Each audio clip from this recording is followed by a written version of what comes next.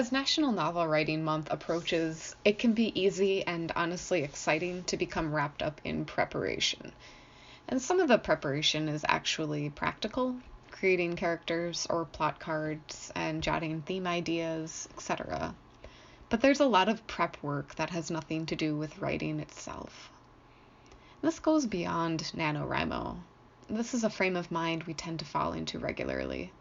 That in order to write, we need to align our stars. We need to create the vibe, set the playlist, choose the right tea. And sometimes after all of this is arranged, we still just end up avoiding writing. Writing is uncomfortable. The act of writing is an act of figuring out ourselves and sharing the discovery. Writing is not merely putting ideas on paper, not merely about making lines that turn into words and sentences, but is deeply personal. As personal as thoughts are to us, so is writing. It asks us to show why our blood runs hot or cold in according situations. It forces us to think more emotionally about people or actions that we would rather be logical about. It intends for us to change, as much as we ask our characters to change.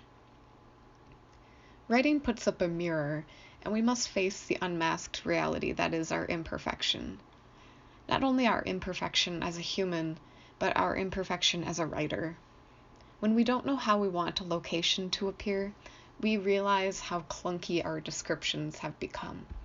When we don't know a character personally, we end up writing him or her unfairly, turning them into cardboard and hoping the reader won't notice.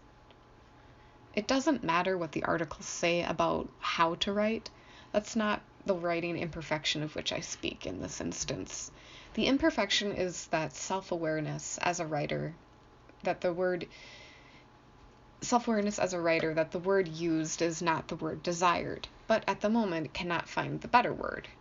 The self-awareness that the plot is floating somewhere in space, but you cannot locate it with a telescope, only by faith. The self-awareness that the work in progress is going to take a lot longer than intended. Heck, the next chapter is going to take a lot longer than intended. When I sit down to write, I sit down with the world as I know it, including the knowledge that I don't know much. But the only way through is through. The only way to write, or to have written, is to write.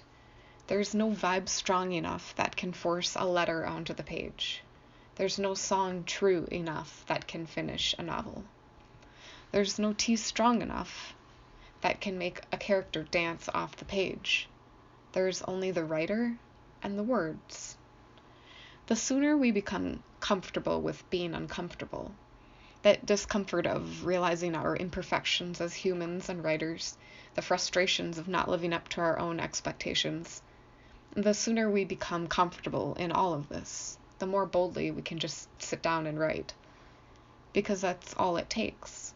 The sooner we make less of a deal about the aura and idea of writing, and more of a deal of just writing, the more writing will occur.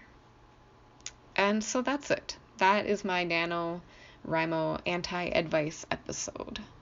Just write it.